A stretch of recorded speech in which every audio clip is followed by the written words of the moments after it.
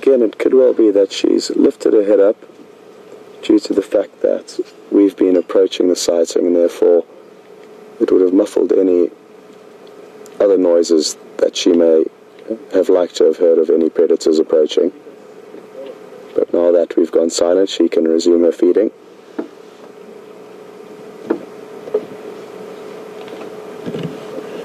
And unlike leopard and lion to a degree, who have less of a rush to finish their kill, cheetah are often under huge time pressure to finish whatever they've caught, because again they know that there's a host of other carnivores out here that would overpower them if they caught wind of a kill in this position.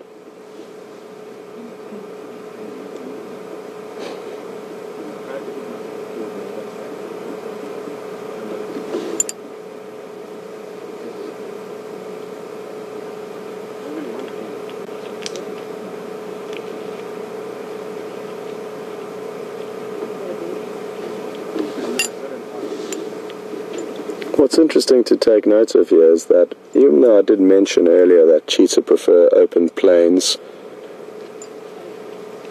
where they can unleash their incredible speeds of over 100 kilometers an hour, over 60 miles an hour,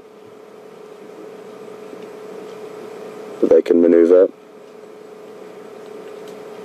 But despite preferring hunting in open territory, they can also hunt very effectively even in quite well wooded areas, and as you can see by the area that we're in now, it's very thick, yet the cheetah still managed to catch the duiker in here, and that large tail would have certainly aided in the cheetah's balance in hunting and maneuvering through this thick vegetation as she would have chased down this prey.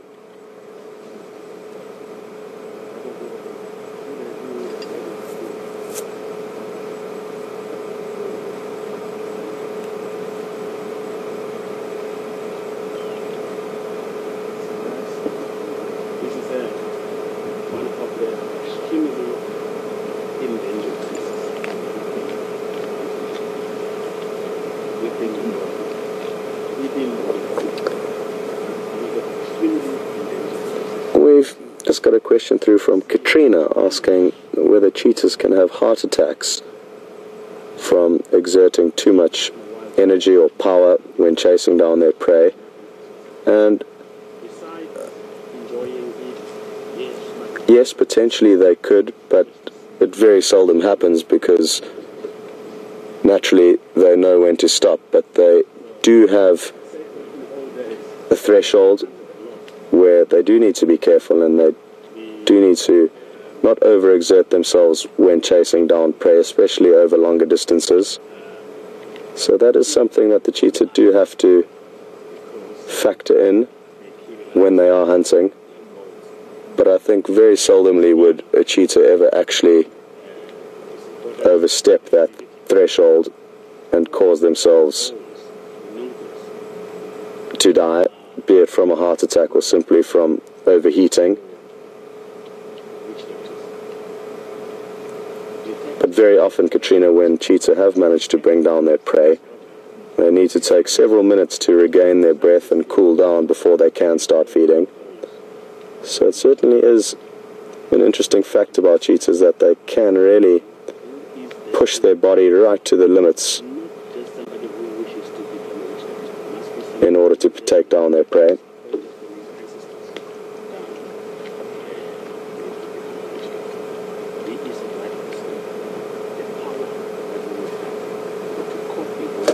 And she'll continue to pick up her head and scan around and make sure nothing's approaching as she continues to feed through this duiker.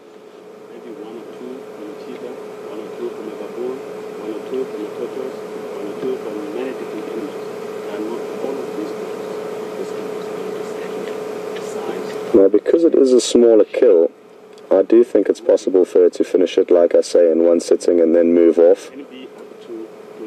And that'll be great for our viewing because it'll allow us to hopefully see her on the move.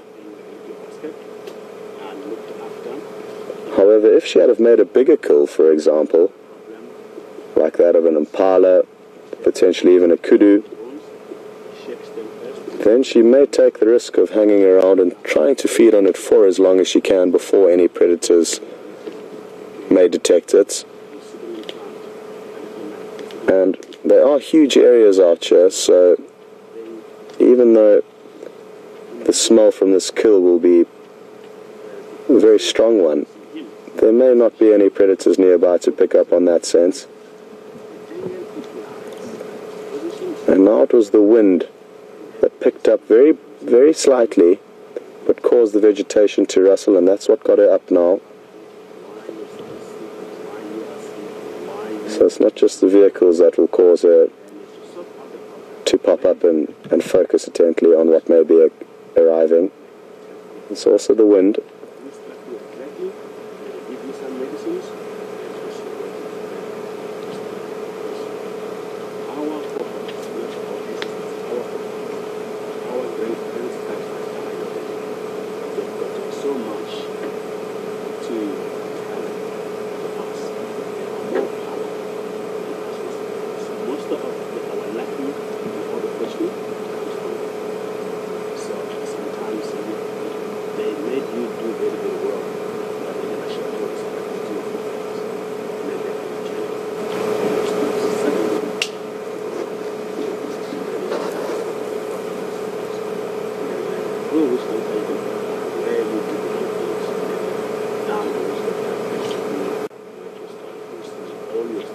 Businesses, children's not doing good, everything's at home not going well, and then we start to find exactly where all things are started, try to do wrong, and then when you go back to just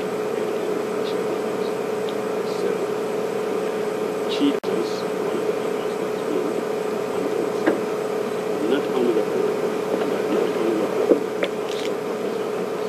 Well, with regards to differentiating between the two pictures of the coats of the leopard and the cheetah, well done. Nikki says there's been a stream of answers that have come through, and all of you have been right, so well done to all of you who did put through your answers to that little quiz, differentiating the spots of a cheetah to that of the rosette of a leopard.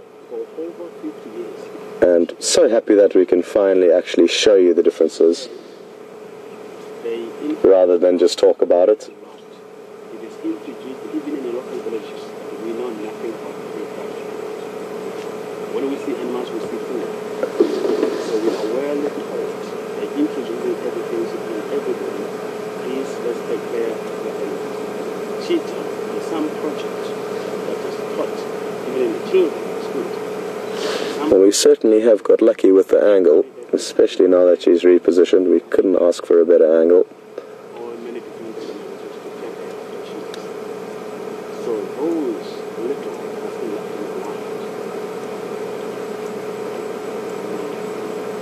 so to be alone, it is not a focus. You may notice she may start to use her tongue to try and lick off the fur as she starts to feed on the neck of this duiker.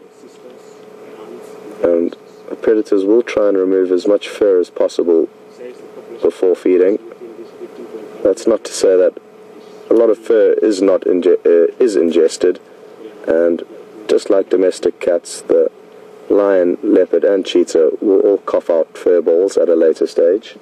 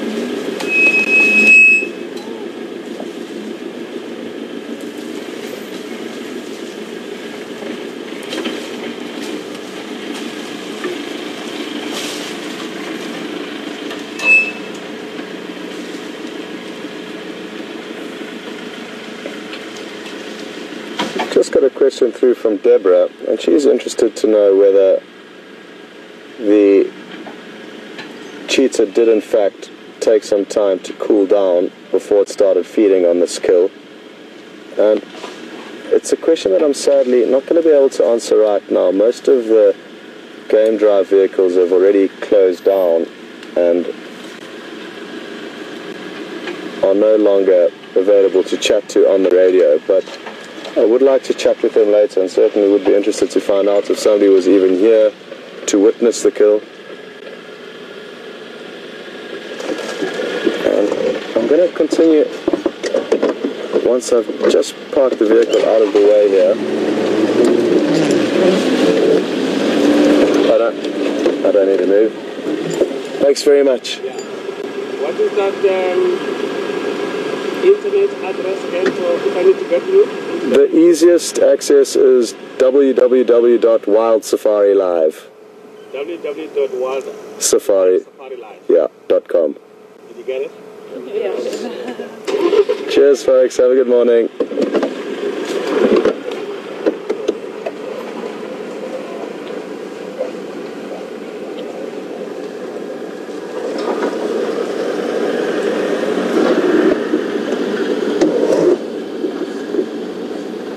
Okay, well, I feel we can get into a slightly better position, so just bear with me for 1 second as we just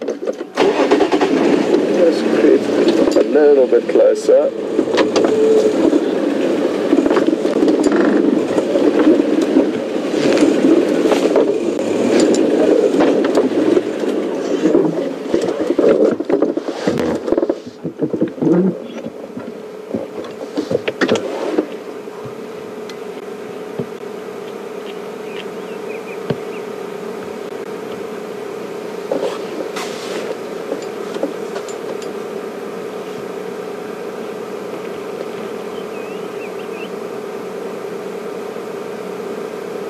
You'll also notice a feature of cheetah that differentiates them from leopard is that they appear to have somewhat of a mohawk that runs down their spine from the base of their head, and it really is pronounced at the moment with a current pose, but it is another feature that differentiates cheetah from leopard.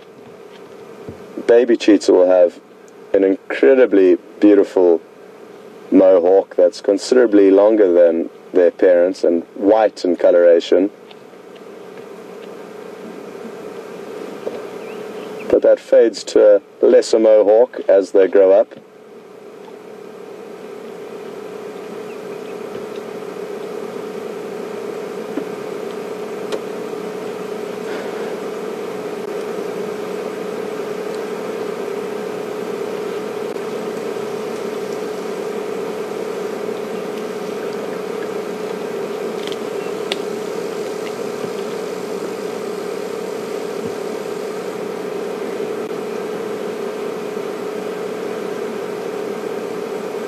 Well, we've just got a question through from my mother in Durban, which is a city on the east coast of South Africa.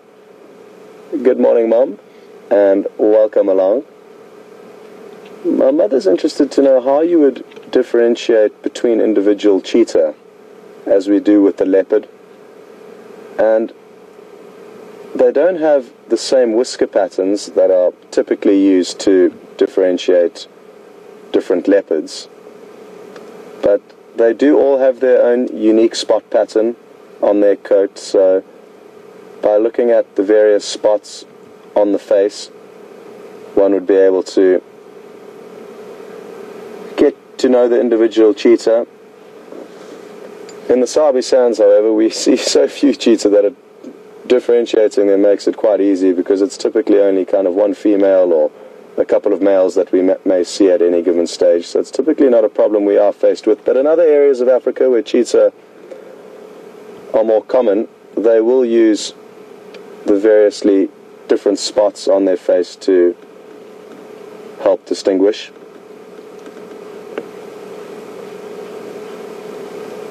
You'll notice now on her cheeks, she's got a certain pattern on each cheek.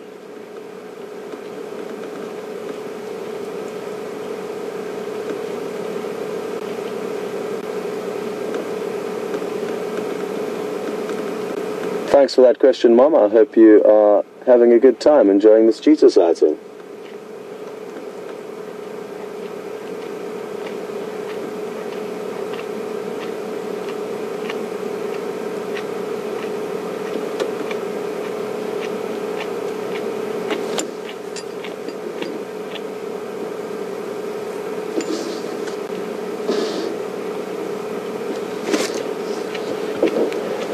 Well,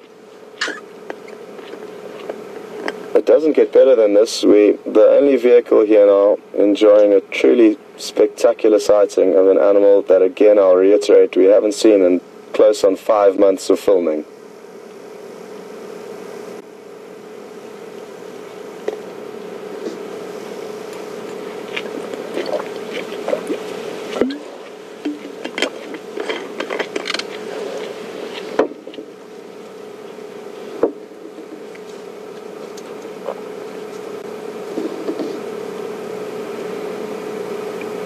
Just got a question through from Tony in Holland. And Tony's interested to know that whether if this cheetah had cubs, would she change her hunting techniques and would she feed on the kill first before allowing the cubs to feed? And I think yes, to a degree it may change its hunting pattern in that it would have to somehow warn the cubs that she is busy hunting and therefore leave them behind in a certain area so that they don't follow her too close while she's stalking up to the prey. So it will have an impact on her hunting, certainly. In terms of the prey that she takes down, she will take down whichever kill is easiest to her. She won't necessarily target larger prey. She will always target the easiest prey available to her, be it big or small. Even though there are more mouths to feed, she would rather take the easiest option and hopefully then a more guaranteed meal than risk trying to catch bigger prey that may be more difficult to take down. They will always take the easiest option. So I don't think it will influence the species of prey that she would target. And with regards to feeding, I think a lot depends on her current hunger and also how much energy she's exerted on the hunt. The cubs may see her make the kill and she may be so exhausted that naturally she would be catching her breath while the cubs feed on the kill. Yet if she was very, very hungry, she would typically feed herself first because she is the most important member of the family, and it's no good having 3 full-bellied cubs and a hungry and undernourished mother that cannot feed them. So typically the adults look after themselves first here in nature, which does make the most sense.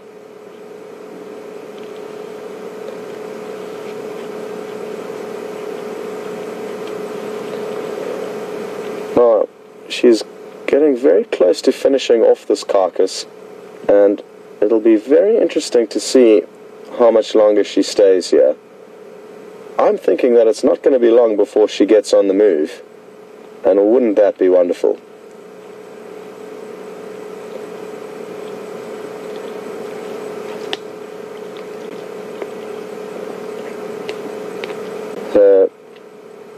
Her jaw is certainly not designed to crunch through much of the larger bones, and that she will leave here for a lucky hyena or other animal who comes across this carcass. But there certainly will be some leftovers here that she would be happy to leave.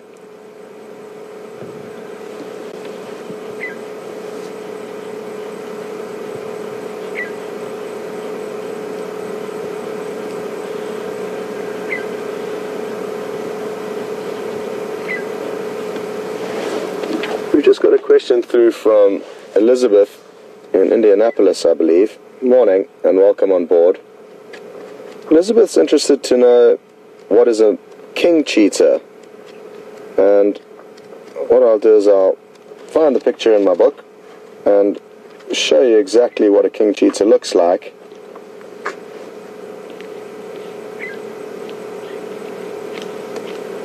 But basically all it is different genetic strain that essentially makes it melanistic or darker, just as you would get melanistic leopard, which are pitch black. This essentially is a melanistic cheetah, also called a king cheetah. And what beautiful markings. I've never seen one, and would be wonderful to see one day, but they aren't very common, especially not in the wild.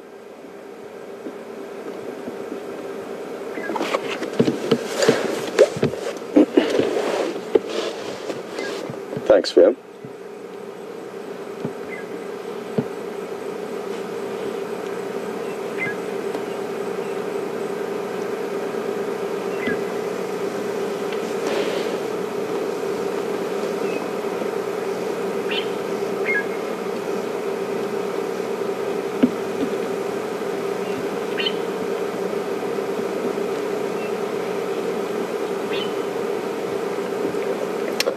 RC in the Netherlands, good morning.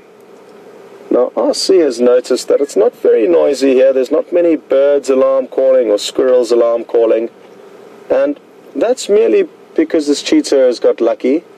I think the fact that it is in fairly thick vegetation makes any squirrels in the surrounding area and all birds, it makes it a little bit more difficult for them to see her.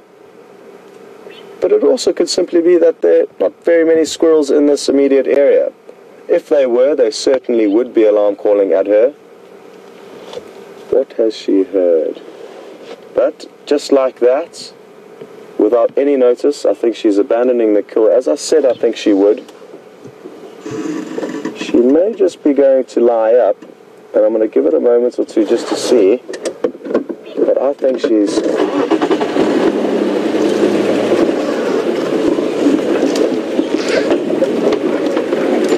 She's very nervous and wants to get out of this area as soon as possible. I don't think she's planning on lying up here and eating any more of that kill. And this is the moment we've been hoping for, to get her on the move. And I'm going to have to, excuse me, concentrate here because it's quite thick vegetation. And I don't want to lose her. Thankfully, in these little vehicles, which are considerably shorter than the regular game drive vehicles, we're quite maneuverable. It's just going to make filming difficult, but bear with us. She will pop out into an open clearing at some point where we can try and film her.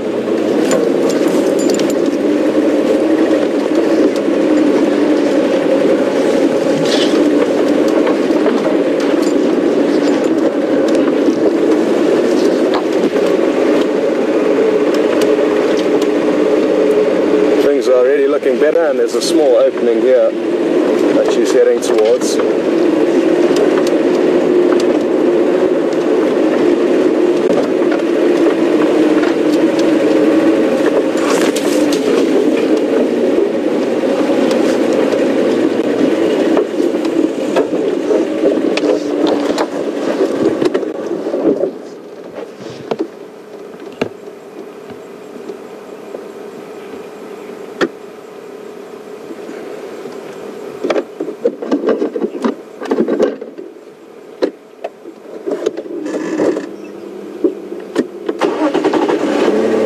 Try and get on the other side of this termite mound quickly, Vim. There's a chance she might pop up onto it.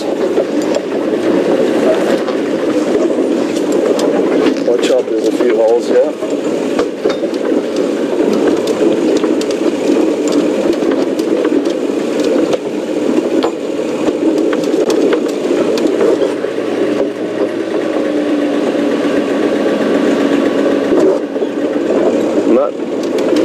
Coming to the termite mound. Although she's changed direction a little bit, so maybe she will. And cheetahs are notorious for climbing up termite mounds to get a good vantage point.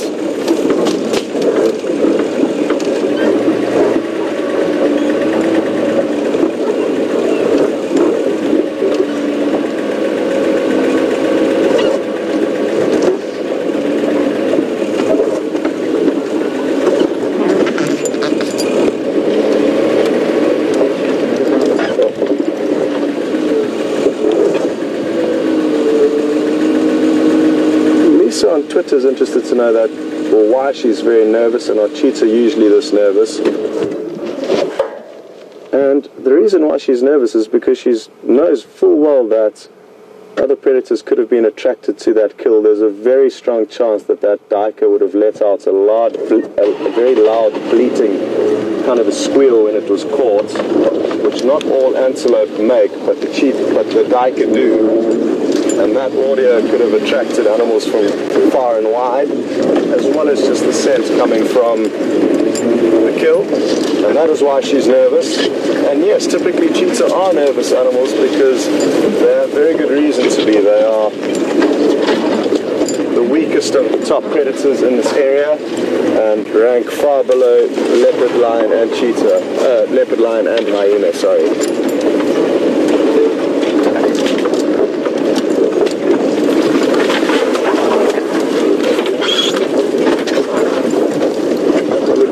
This cheetah's heading kind of towards Juma now, so maybe she'll be on the Juma property this afternoon.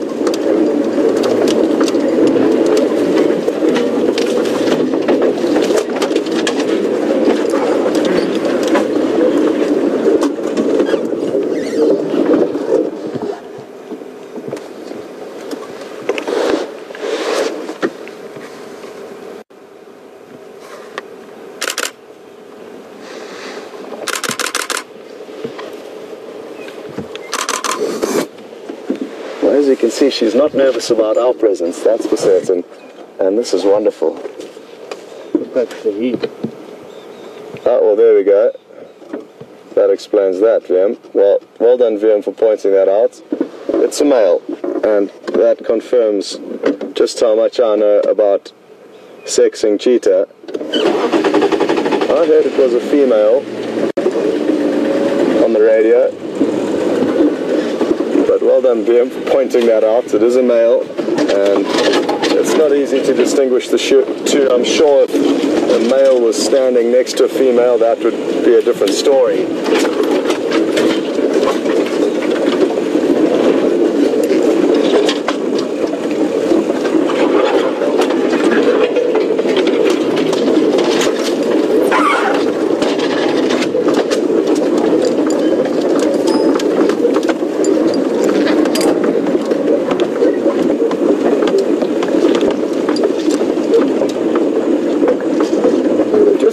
Through from a young 5-year-old called Elia. Good morning, Elia, and I hope you're enjoying having a look at this cheetah with us. They're such beautiful animals. Well, Elia's interested to know what would happen if this cheetah saw human, and I guess on foot, that means if we were walking.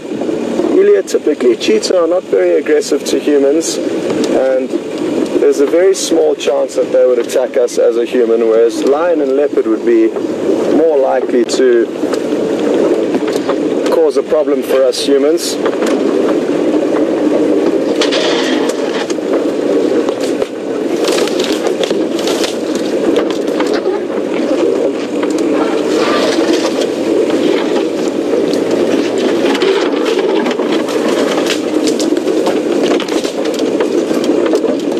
I think it's still quite a way before we pop out onto a road, but I think when we do, hopefully she would start using that as it's a path of least resistance, and the animals typically like to take those paths of least resistance.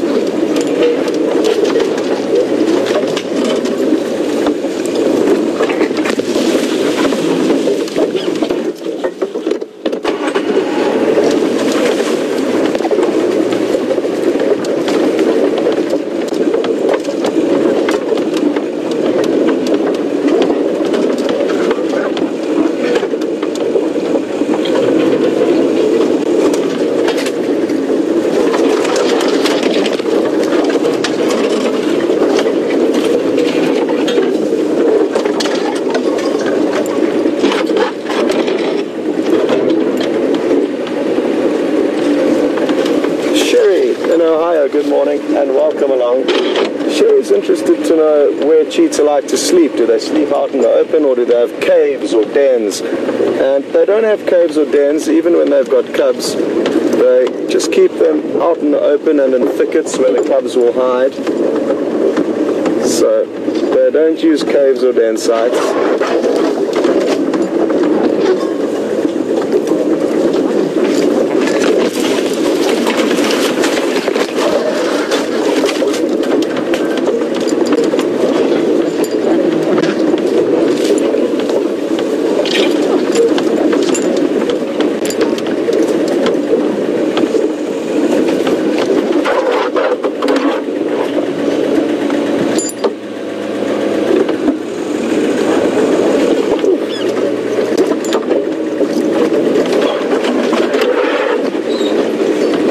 A little bit, which makes our job of following her a little bit more tricky, but not to worry.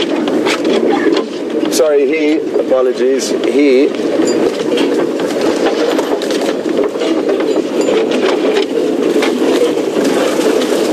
there he is.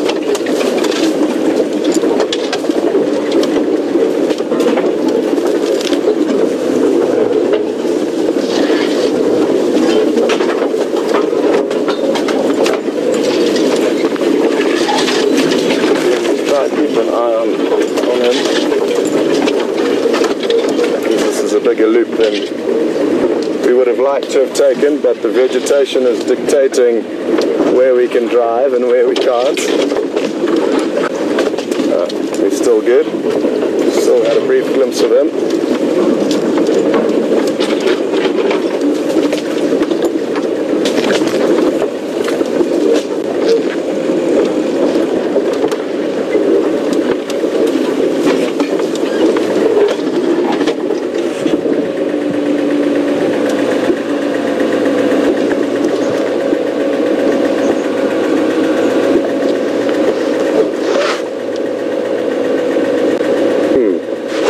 There it goes. Got him up there, Bill. Yep.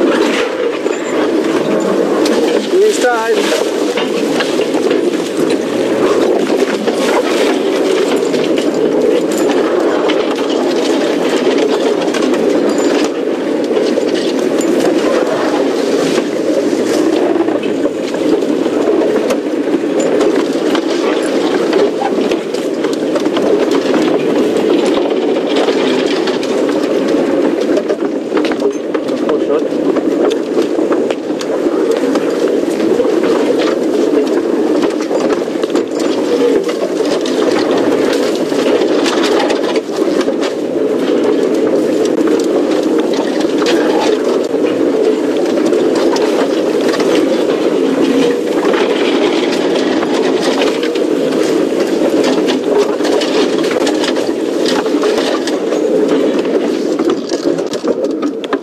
Stop for a brief shot of him, but as you can see he's moving very quickly, and we do need to just focus on trying to stay with him, because it would be easy to lose him in this thick vegetation.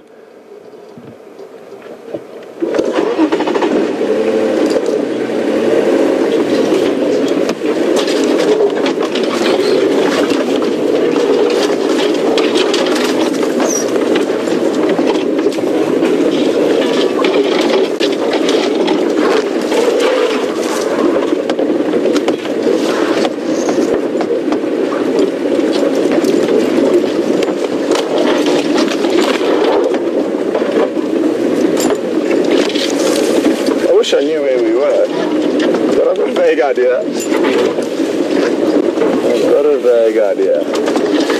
Not a problem though, as long as we stay with the cheetah, we can find our way out of this situation a bit later. So our main goal is to just keep an eye on this beautiful creature and try and enjoy the sighting for as long as we can, because it could be another 5 months until we see the next one.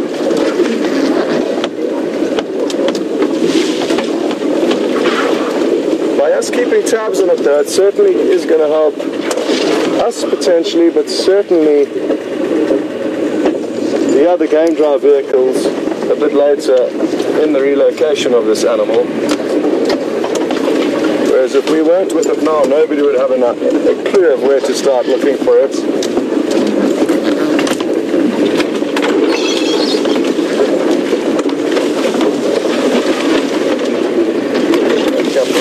Too tight. is going to stay on it for a while.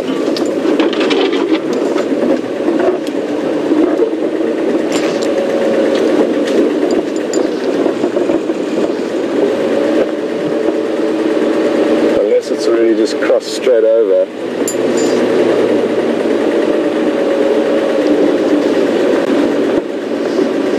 Could have. It's moving so quickly that I don't know if it's either on the right of the road still, which I'm hoping,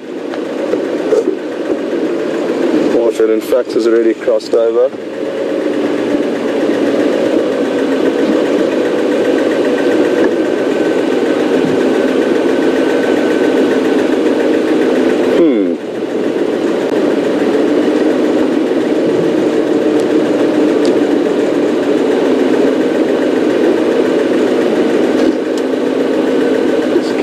Behind us here and make sure it doesn't slink behind us.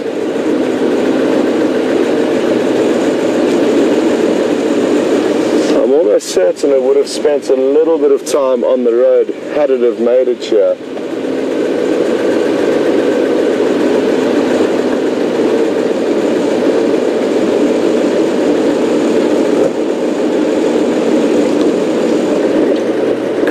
Where are you hiding?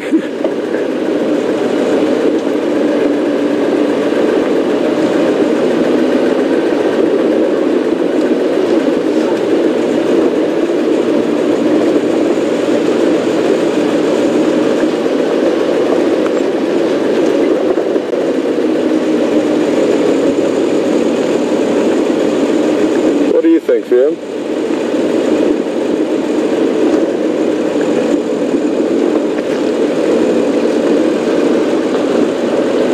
Think, Liam?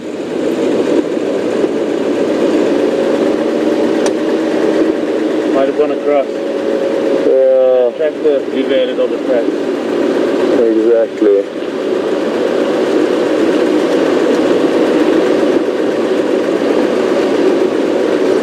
Well, folks, we are going to keep looking around, but I don't think we're going to have any luck. If we haven't found it now, we can't traverse the property to our left, and that is the direction it was heading in. So, sadly, that incredible sighting has come to a close, but how lucky have we been this morning, and so happy to have been able to share it with all of you. I hope you've enjoyed every second of it, and until this afternoon, it's goodbye from myself and VM on camera, who's done a great job today. Thanks, VM. And to Nikki in the final control. And we look forward to catching up on this afternoon's adventure.